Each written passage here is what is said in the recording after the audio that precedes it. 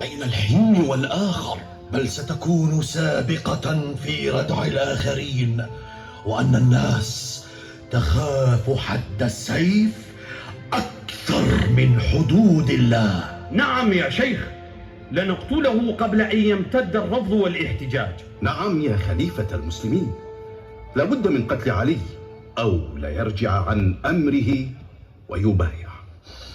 دعوني أفكر.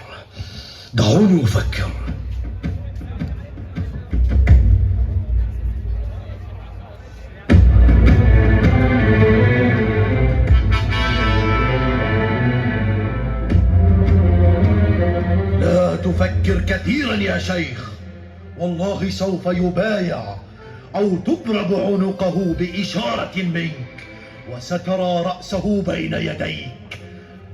فإن من يخرج على الخليفة دمه مباح، وإن لم تفعل فعلتها أنا. حسنا، إن كان ولا بد فأتني بعلي حيا أو ميتا، حتى ينزل عند رغبتنا ويبايع طوعا أو كرها. نعم يا شيخ، لبيك يا خليفة رسول الله. يا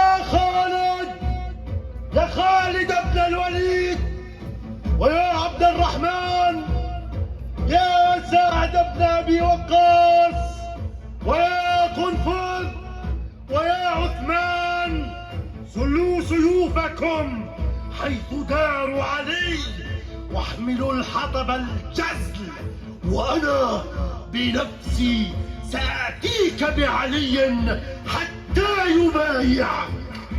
هيا هيا يا قوم، فلننطلق، هيا.